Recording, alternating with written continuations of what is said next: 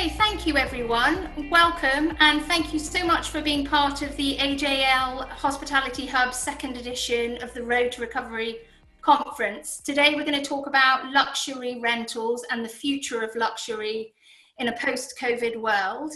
And before we begin, can I ask you all to introduce yourselves and first tell us about yourselves, tell us about your company, and also where have you been experiencing lockdown? Jonathan, would you like to start? Sure. Hi, I'm Jonathan LANCASTER. I'm Senior Vice President of Revenue for Natural Retreats. We're based here in the US and we're a national brand. We're currently in 15 US markets. We focus mostly on ski and beach. I oversee sales, revenue management, and market development for our company. And I'm based here in Charlottesville, Virginia. So I've been locked down here for the last 2 months with my 2 daughters, and just happy to be here. And finally, this is actually the first day I've been back in the office for the whole sort of quarantine period. Been working out of the home office. Hi, my name is MORIYA ROCKMAN from Smiling House Luxury. Smiling House is a network of 2,500 properties in about 70 destinations worldwide, active in right now in 26 different countries. And we are hosting guests around the world as an alliance. We are actually an alliance of property owners and property managers around the world got together to make sure that we can deliver the best of hospitality in different parts of the world. And right now we are offering mainly summer and winter destinations, ski as well. The company founded about 3.5 years ago in the Swiss Alps in Gstaad. This is where I am right now, and I've been here in the last few months. And happy to say that we were not in lockdown. We enjoyed a lot with family and friends, the beautiful scenery of the Swiss Alps, and had a lot of time and positivity to keep on and developing the business. I'm very happy to be here today. Thank you. Great. Thank you very much, MORIYA. And Emily. Hi, I'm Emily Bruce-Watt, and I'm the Managing Director of Air Peace of Mind. And we are a luxury property management company based in London. We manage about 200 high-end homes, mostly across West London, some Central, and they range from 1-bed flats to 6 and 7-bedroom homes.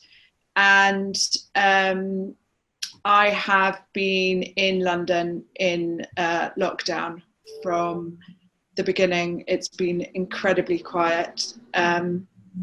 It's getting a bit busier now, and luckily the sun's shining. So yeah, that's me. Thank you, Emily. I do think, aren't we lucky it didn't happen in winter? Yeah, I know. Okay. Oliver, would you like to introduce yourself? Sure. I'm Oliver CORKHILL. I'm the CEO of TRIPPI, which is a Swiss-based travel company, travel specialist. We predominantly focus on high-end chalet rentals, both in the winter and in the summer. We have offices in Switzerland, in St. Moritz, Zermatt, Verbier, also here in the UK in the Cotswolds, where I'm based, and in Moscow. I've been spending isolation here in the Cotswolds, which is not a bad place to be, I guess. Lots of outdoor space, sun's been shining, weather's been very kind to us, and predominantly working from home. But yeah, this is my first time back in the office as well today. So enjoying the space all to myself. Great. Thank you, Oliver. And Pranav, would you like to introduce yourself and your business? Sure. So, hi, I'm Pranav. I come back from India, where I run this place called VISTA Rooms. This is something which we founded in 2015 along with 2 of my partners. At VISTA, we handle around 400 odd homes. All of these are more for luxury homes, private villas, which we handle over here. And very happy to be part of this community. Thank you. And you all have luxury properties, and you have luxury clientele, or clients looking for luxury experiences and properties. It's possibly arguable that luxury guests are perhaps the least impacted during coronavirus if they've got the means of getting out of the situation. Can you give us a snapshot of how your businesses were, how you saw the luxury travel market prior to the events of the global pandemic? Mariah, would you like to start? Sure. So in the beginning of 2020, our business, as you know, is based in the Swiss Alps, and the winter is still one of the strongest, time, or the most busy time of the year. So the year started with a booming business, and actually, I'm happy to say that it never ended. And it's just this kind of wave is just continuing for Smiling House. And we saw in the beginning of the year, before the coronavirus, we saw a lot of bookings in the Swiss Alps, in Switzerland, in France, Austria, and Italy. And then it changed, of course. So prior, it's been a booming, great market. Yeah, just because the season of winter for us is a big season. And so when it comes to this, the moment that the COVID hit Europe was after this season was already like blooming, and it didn't really harm the January and February, which is the main month of the season. And are you seeing bookings for next year already? Yes, we do see bookings for next year, but we see a lot of bookings for the coming weeks and also for the summer. And so Smiling House is operating in different destinations, so we can see the different consumer behavior towards each market. And we sense that the summer will be good. And for the winter, I believe that we will get more bookings once after the 15th of June, once borders in Europe will get open again. Okay, thanks. And Emily, what about you? Pre-coronavirus, how was their peace of mind, the trajectory? So we've had a triple-digit growth year on year since we started, and that was continuing at the beginning of this year. My team, I'd grown my team, and we were looking at a really good 2020. And yeah, the bookings were coming in. We had a lot of bookings for the summer at the start of the year. And in terms of the trajectory and the forward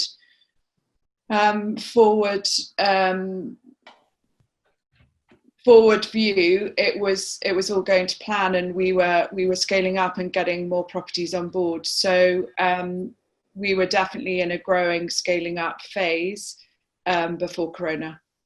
And then obviously things changed. Thank you. And if we look at all your websites, you all provide extremely high level of service to your guests beyond just the property. And many of your guests and some of your offerings require personal contact between perhaps you and your guest. How do you anticipate that changing, moving forwards? How will you meet that need of human contact, and having a host meet them at the door, let them in, show them around, concierge services, whatever it might be? How do you anticipate that changing? And Jonathan, did you want to start with this one? There's definitely going to be changes, and I think there are a few different variables. Number one, there are going to be regulatory requirements. So not all of these decisions are going to be ours. And in the States, there are there are federal guidelines, there are state guidelines, and then there are also city and county guidelines. So we are, to a certain extent, going to have to change our operating model in order to comply to the just best practices to keep everybody safe. second variable that really need to consider is safety of employees, which is kind of right at the top of the list. So a lot of our employees that are actually going into the homes, whether it be for a meet and greet or a maintenance call, are going to have to, be provided with all the appropriate equipment. We're going to have to put, plexiglass dividers in for, transportation to keep everybody safe and separated. And I think the other variable, which we're still trying to figure out, is what is it that luxury guests want now? Because you're always thinking that, higher touch, more personalized service, that might not be what the luxury traveler is hoping for now. That safety and distancing may be part of the luxury experience. So we're going to sort of react to that as well, but we're still learning what that's going to look like.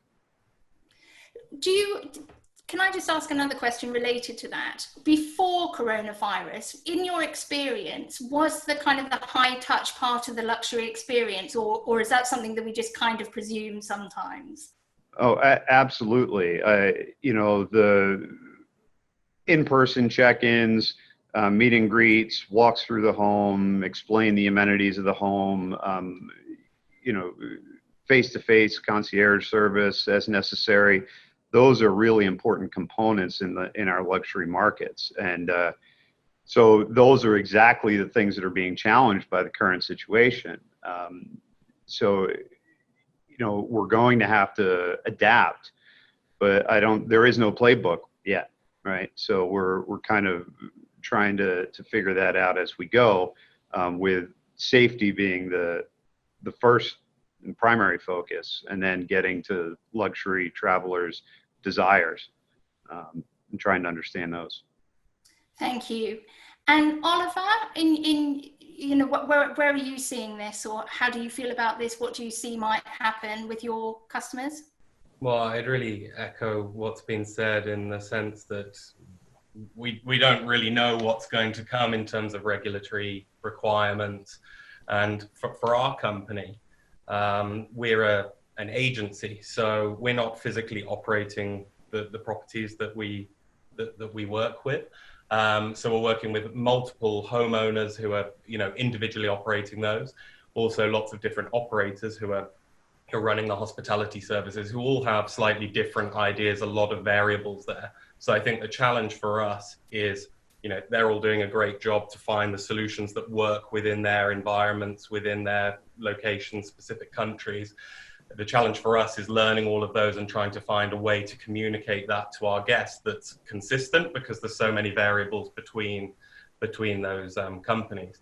We, as a business, don't have a huge amount of, direct face-to-face contact with our guests. It would only be with our sort of top tier clients, where we're meeting them for lunch, talking about the requirements, maybe doing a walkthrough of a property.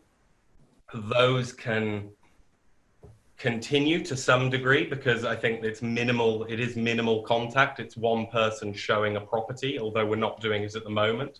But I think the medium long-term view is that, that will return. It's really what we're doing in the shorter term. And sort of final point on it, the bookings that we've had over the last couple of months, people, maybe domestic travelers within Switzerland, renting a property in the Alps for a month, they are travelers who would typically have this full suite of services, private chef, butlers, cleaners, etc., drivers. And a lot of them have just, they sent me photos of themselves doing the hoovering, the vacuum cleaning in the properties, and they're quite friendly and fun. They sort of embrace it, but they don't want people coming in at the moment. But I think, the situation's so fluid. I think we just sort of have to go with it and adapt as we go, and make sure that we give people the right peace of mind for them, and tailor it to what people as individuals and family groups want. And do you see increased technology helping with that, easing the anxiety? For our company, less so. I mean, we're not a technology company. We're quite traditional in the way that we approach our guests and everything. We're sort of tech enabled behind the scenes in terms of pricing, but in terms of that, it's not something that I guess we have a real view on.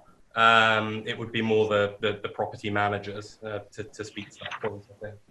Okay, thank you. And Pranav, with your properties, do you see technology playing a greater role moving forwards in easing anxiety, you know, whether that's remote check-in, check-out, keyless entry, you know, that sort of thing that might take away the human touch or the need for the human contact? Is it something that you anticipate? So here in India, the service importance given to service is very, very high. So each of our properties, pre-COVID times, we used to have a caretaker or a property manager who's actually being at the property and actually guiding the guests. So which is normally not the case, especially in these rentals across the world where I have stayed across. So those things we're yet to understand that. However, technology for us was playing an important role and will play an important role in terms of training and monitoring all the rules and regulations which we want to push as per our standards at each of these properties. Majority of them are in these locations which may not be easily accessible. Hence, pushing and adoption of technology. Otherwise there's no other option. You have to use those to get your auditing and monitoring in place. So that is where we are going to use technology as the first intervention for us, and all our caretakers, the supervisors, the property managers have a app on which all audits and checklists would be managed and is being managed, and we get all of these dashboards in our office back in Mumbai. Okay, thank you. And in terms of, you know, cleaning a big villa in Gstaad, a big chalet in Gstaad, is going to be very different from, you know, cleaning a, you know, 2-bedroom ordinary apartment that you might have somewhere. And it might require more quality control. So do you, and MORIYA, I'm going to ask you this question. Do you feel that, or do you see a need for technology in terms of the cleaning of your properties and the way you kind of manage that quality control? I mean, obviously we're not talking about robots cleaning it for you or anything like that, but about, you know, do you have an increased need for technology in terms of that side of operations? I have a very simple and very short answer for that, and the answer apparently is no. We don't need any of the special technology that is very much in use, I think, in when you are hosting in a city, because the luxury chalets or the amazing villas we have in the luxury collection, they are maintained into the highest level of cleanliness and standards if there is a guest or if there's no guest at all. These are properties that are owned by people who want the house to be maintained to their standards, which is the highest standards in all time. Means that in many of these properties, we would have crew on spot just to maintain this property. And it's interesting also to see that the kind of guest, I think that Oliver maybe shared the same thing with me, that reaching out to us, they are not so emphasizing on the criteria of cleaning, knowing that from their previous experience as a luxury guest, they're getting the top of the line. And this is exactly the expectation that they can expect worldwide. It doesn't matter if it's in Thailand or it's in Mykonos or it's in the chalet in the French or the Swiss Alps. The standardization of cleaning is so high in a human level, we won't need any robots for now. Yes, thank you. And I imagine this is, you know, you'll all have the same answer to that, you know, that yeah, absolutely. But Emily, do you see any changes in how you manage quality control? Would you use technology for that, or? We do, and I think maybe it's slightly different in the cities. I think in terms of our partners that we are working with at the moment, particularly a hotel group, they've got various guidelines now, which we will follow. But then again, with the fact that our properties are high end, that's one of my number one things is cleanliness. So we've had it in place anyway. We have just got to make sure that it's of the highest standard at all times, and we may have to abide by certain kind of criteria that will be put in place. But we don't have a problem with cleanliness as such anyway, because of, again, the standard of property we manage. Thank you. And the luxury market is different from other vacation rental sectors, particularly in the way that properties are distributed. Do you envisage that changing after this period of time, the way properties are distributed? And also, is there any technology that you might be thinking about looking at that will help you reach new customers? Or would you, and actually you probably all have a different kind of level of direct booking compared to bookings that might come from agents or from the OTAs. But do you envisage that supply chain changing, the distribution landscape changing for you after this? Yeah, so actually Smiling House is a preferred partners of Homes and Villas by Marriott. And since this partnership started, we recognize the huge potential of the luxury segment of vacation rental in connected to legacy travel players. It's not a secret that a lot of the property managers with luxury inventory found themselves very limited within the OTAs. It's starting from the fact that most of the OTAs are based on instant booking, and the guest journey in this segment requires a lot of communication and personal contact. And also the alternative way of payment methods beside a credit card is making it difficult for some of our guests to just put an expensive stay all on the credit card. And therefore, Smiling House took an initiative actually to connect between the legacy travel players, such as concierge companies and travel designers, and of course, travel agencies, all the ones that actually been cut out from the OTAs. And to try to connect them to the inventory of the luxury properties worldwide, because I believe this is the first time, or maybe the only time, where vacation rental can be connected to the legacy travel players. So actually, we recently launched a B2B software that allows these property managers from all around the world to connect with these travel partners.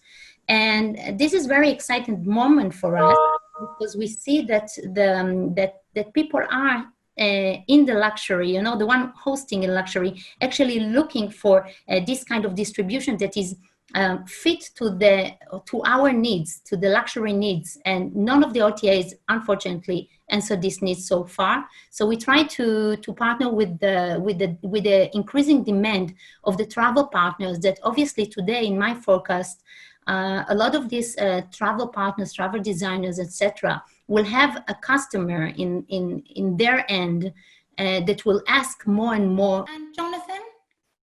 Yeah, I think I largely agree on this point. Luxury sales definitely requires a more personalized level of care. And so I think you've got a couple of options. I think direct sales are very successful if you have the marketing budget to access those clients.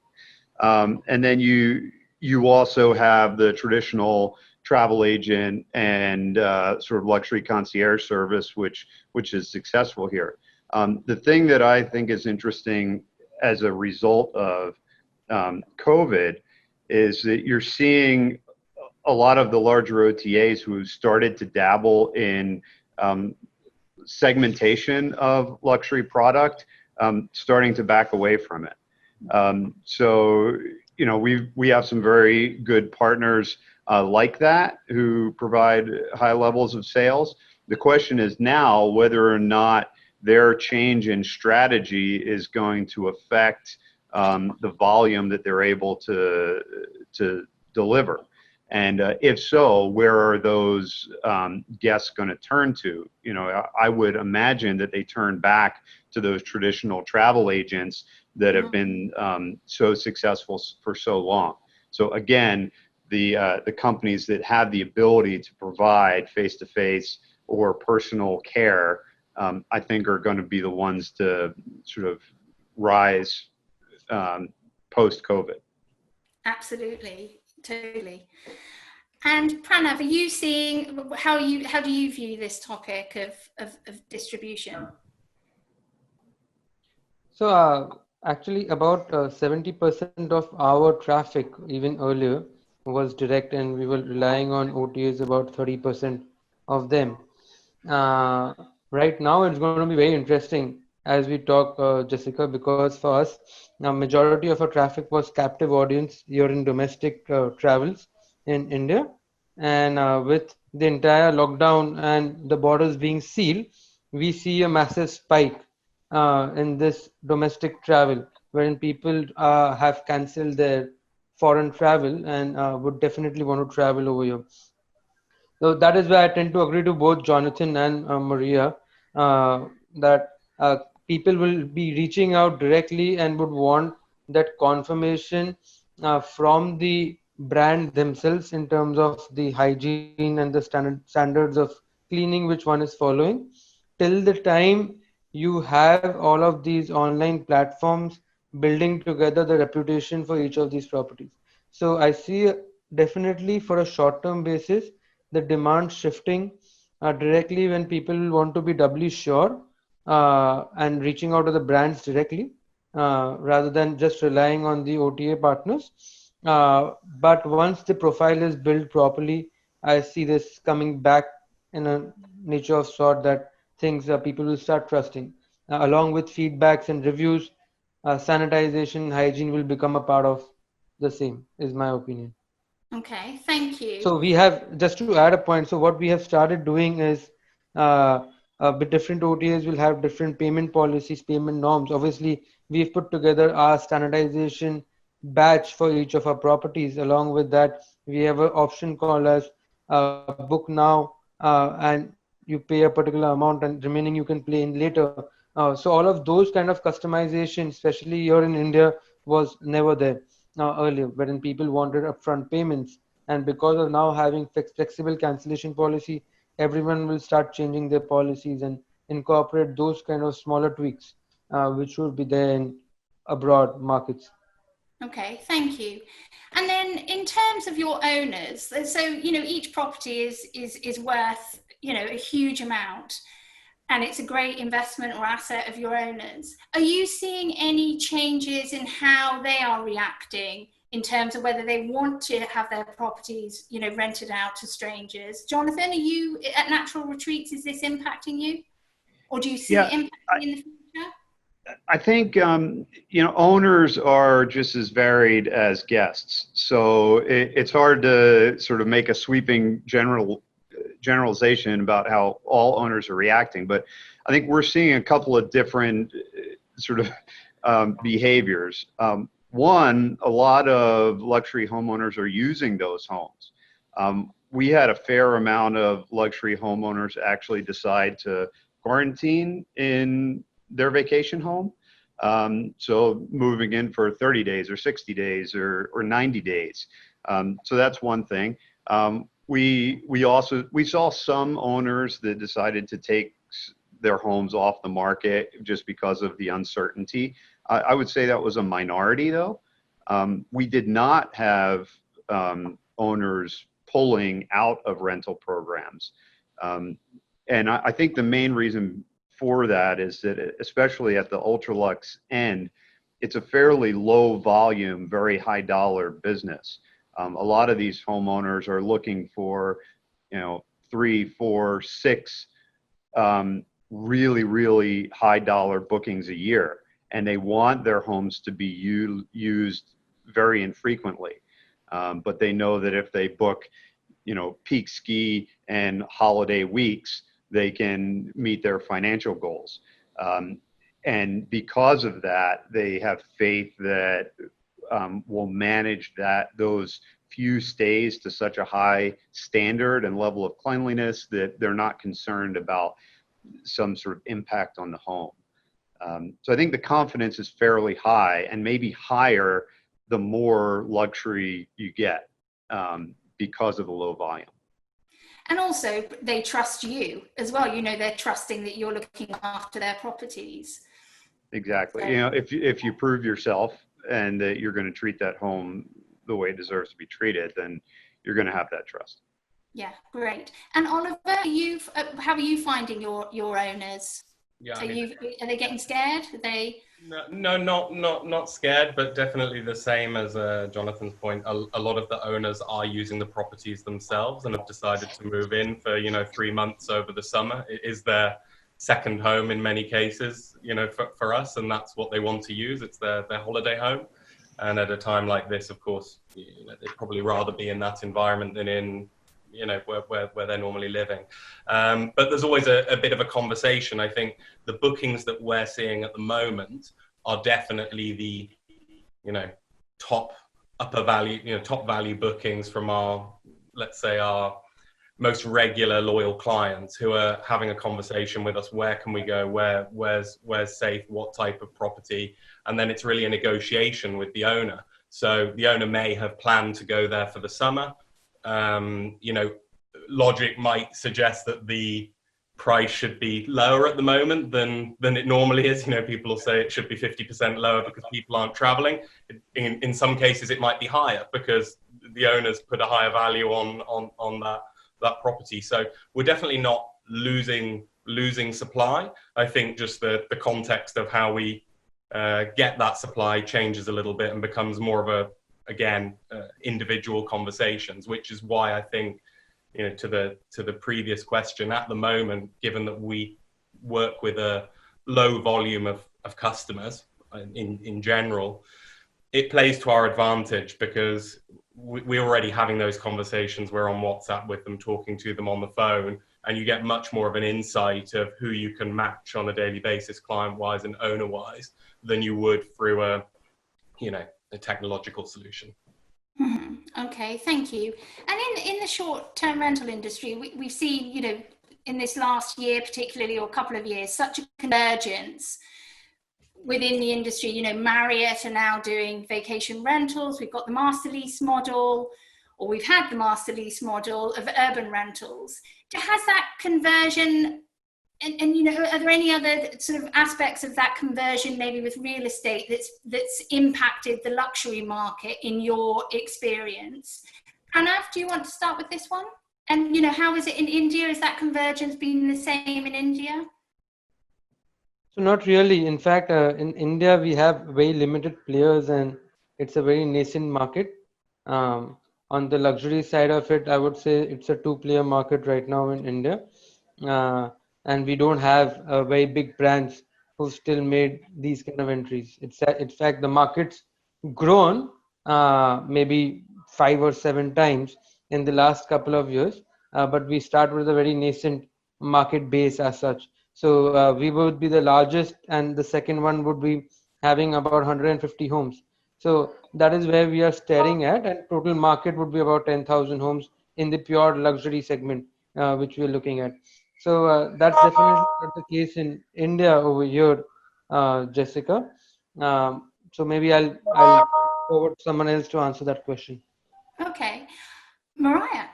Yes, for us it's a very good question because we recognize this trend of investment in vacation rental real estate a while ago.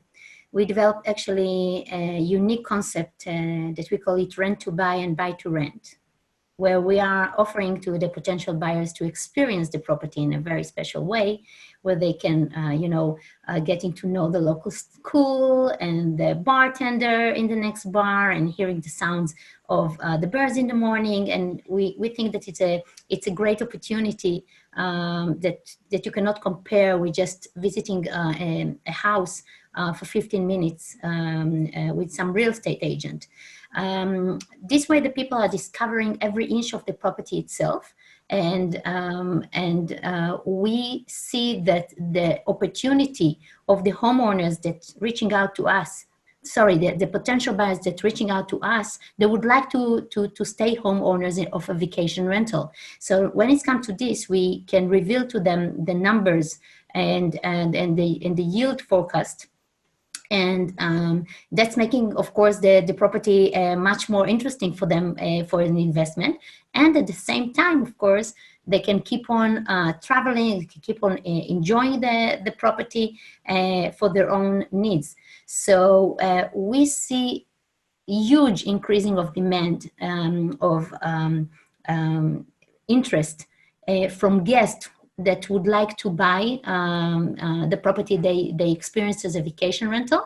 Not always it's possible, not always it's in their budget, but then we would be able to offer them something in the same, same level, or something that's suitable to their budget. We also have a very good connection with the local bank here in Switzerland that will allow them, to help them to finance. And this is an interesting part, specifically in Switzerland. In many parts of the country, it's impossible for a foreigner to buy a house.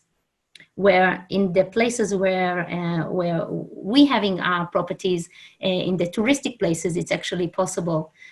So this is another great point.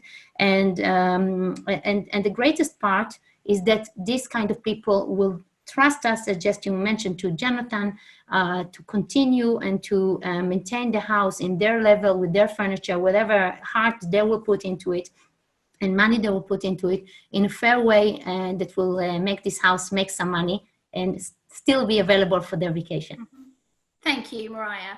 And earlier, Jonathan, you talked about that your guests we might see an increase in specialist travel agents or travel concierge booking trips. And it's actually interesting because, I've worked in travel for 20 years. And when I started in travel, travel agents were really common. And then, this is kind of before OTAs and, really before the internet almost, not quite. But when the internet kind of came about, it was like, that's the end of travel agents. It's the end. We don't need them anymore. But that's not been the case. Travel agents, whether it has been through OTAs or whether it's still, very high-end concierge, as well as we still have high street, travel agents. It hasn't disappeared. There is still a need for hand-holding through a booking process or bringing all the elements of a package together. And it's just interesting from all of your perspectives, do you see that increasing? Because there's opportunities for adding, more to each booking if you're adding, the transport in, or, even day trips or chefs, private chefs or whatever. And Emily, are you seeing, in Air Peace of Mind and with London, is this part of your strategy, do you think, for adding more into a trip or into a booking? I definitely think there's an opportunity for this. I think we do on occasion, but I think there's an opportunity for this going forward, particularly now that we've partnered with Marriott. That whole sort of guest, their members, that hotel-like sort of concept they've got in their head. That can be reflected in what we can offer them, and also just I think there's a way in which it can be quite personal in terms of people that are coming to London for the first time. There's a lot that we know as locals. I've lived here all my life on and off, that we can share with them and offer them. I definitely think there's an opportunity for it, and it's definitely something that's in our roadmap for sure. Great. And Emily, what do you see as the next big disruptor for luxury travel? It's a really interesting question. The master lease, obviously, that's come into play, but then obviously with State Alfred, that's recently run into trouble. I I'm really interested to see how Marriott and whether more hotel groups come on board, and whether they are the next kind of disruptor, for a number of reasons. I think that the short-term rental industry, particularly in bigger cities, are likely to come back from this quicker possibly than hotel groups, and therefore with the hotel groups move into this space in order to pick up the potential opportunity. So I'm really interested to see what happens in that area for sure. And definitely, if hotels see that short-term rentals are perhaps a bit more resilient. So, Jonathan, you're obviously not in cities, you're not in London or wherever. So what about for your market? What do you see? As a disruptor, maybe this is a bit of a cheating answer, but I mean, I think COVID is the disruptor. And that is changing so much right now that people are going to have to respond to. And I think it's the thing that is maybe putting a hole in the armor of the OTAs and the marketplace models, and sort of making people take a step back.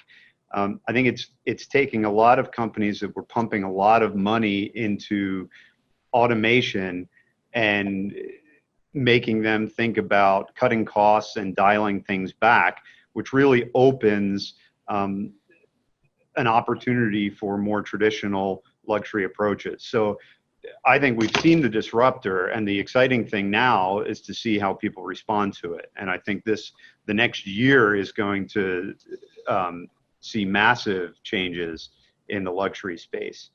And it's exciting to me.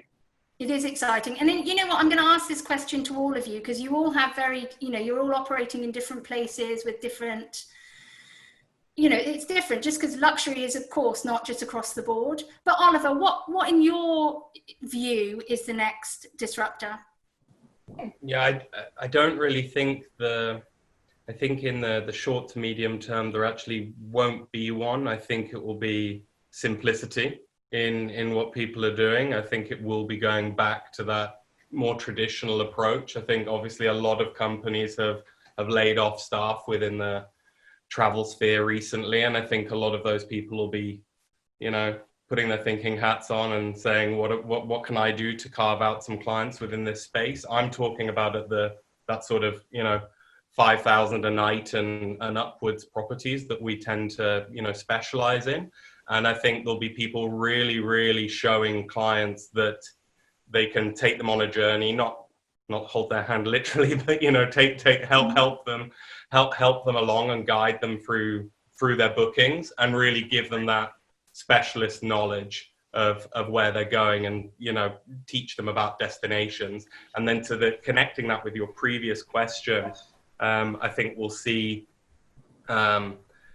sort of a bit of an amalgamation within the traditional, tour operating package, not package travel, but, creating more of a journey and connecting that with whether it's a villa or a chalet, an island, whatever that rental may be.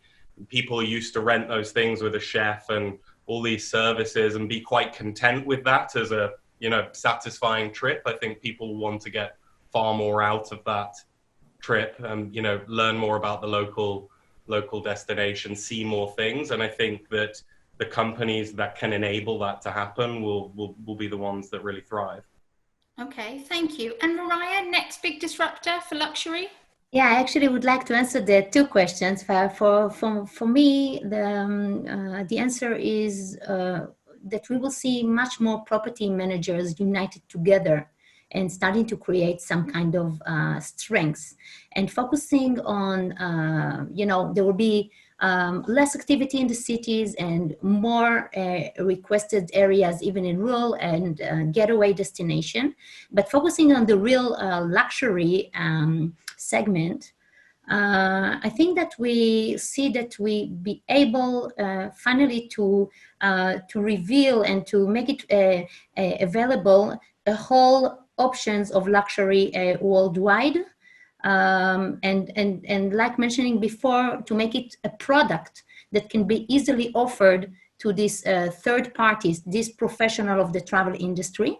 I'll take it one step ahead in the forecast, and I think that the countries themselves, I'm talking about the tourist office of a country like Spain or Switzerland, will discover this product and will expose it through local tourist office and even in international fairs as a way to experience local hospitality, authentic and luxurious. I think that we will, and we as Smiling House already been offered many times, and we are working hand in hand with the Swiss tourist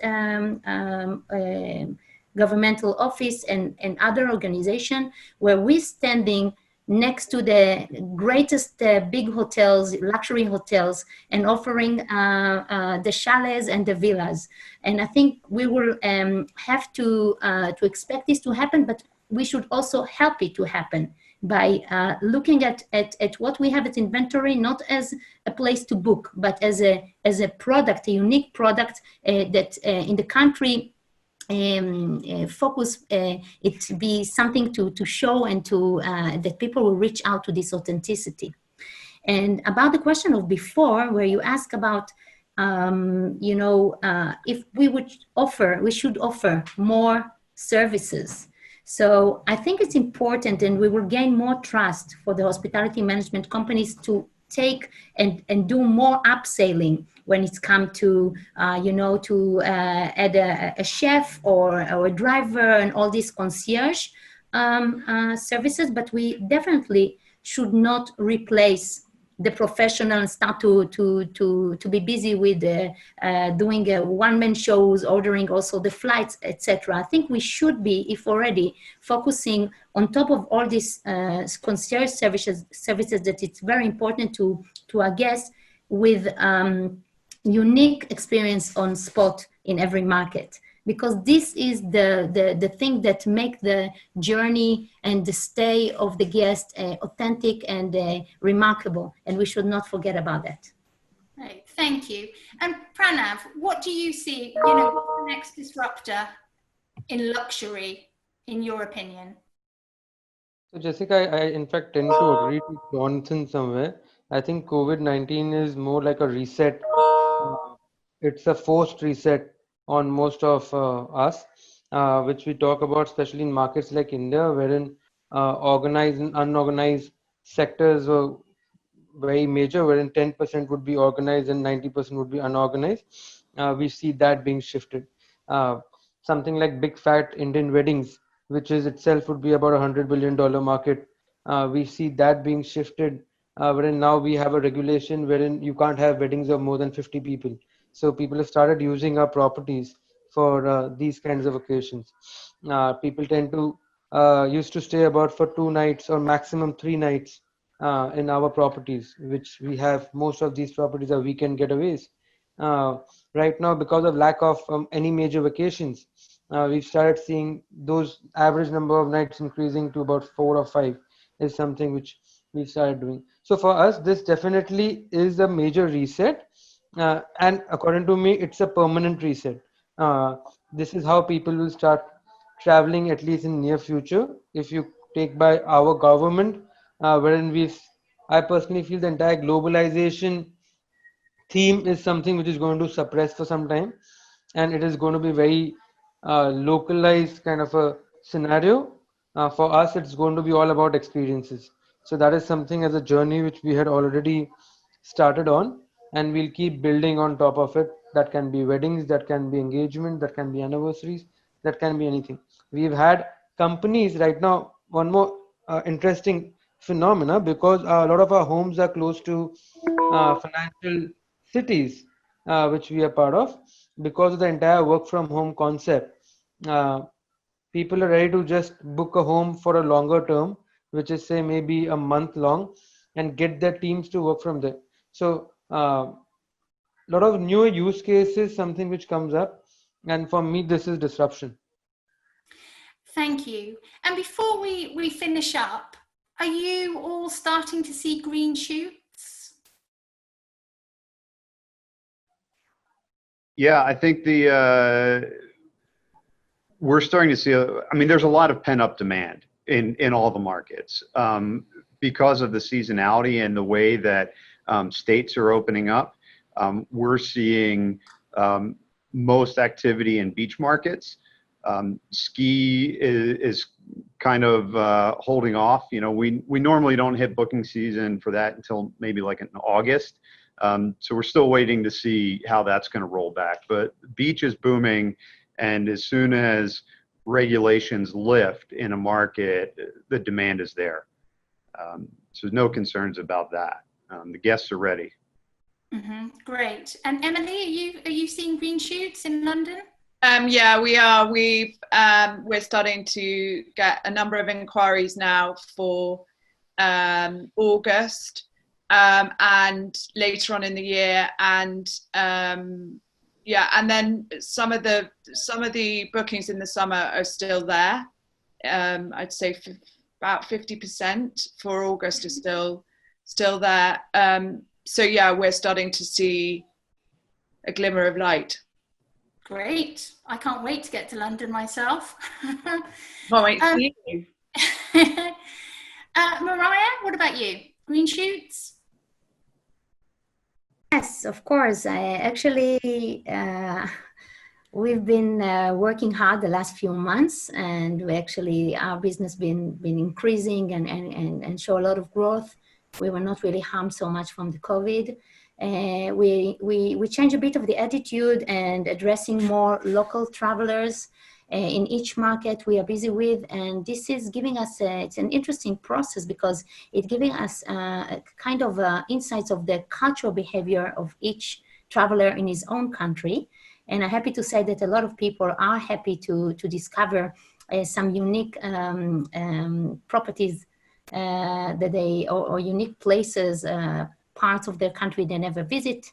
And but it's still giving us a lot of insight about how they are behaving, and we will be probably more ready when they will be able to travel international again. Another thing that is interesting is because we are dealing many times with, you can call them jet setters. It's look like this kind of people, this kind of travelers, they have more confidence about the fact that they will be able to travel maybe sooner than other. And they are doing their plans and start to show interest in bookings also towards next year, this summer, and of course the ski. So all in all, it's very, very positive. And I just see another segment we didn't really touch all the way, and we recognize it as one of the things that we definitely should be busy with, and there will be a lot of demand for it. And this is the getaway, the real getaway destination. I call it nature as your neighbor. I believe that more and more families would like to travel together as a big family, like 3 generations, or with their best friends, and then they want to stay in the house when the biggest luxury in it or around it is the fact that it's solitude, that it's wonderful with fresh air. And I think this is, for me, the new luxury, and we should be all focused on that as well. Thank you. We're not all going to be trying to get away from our families after this lockdown and going on solo trips. But no, great. Thank you very much, everyone. It's been really great to have you, and really wonderful. So thank you.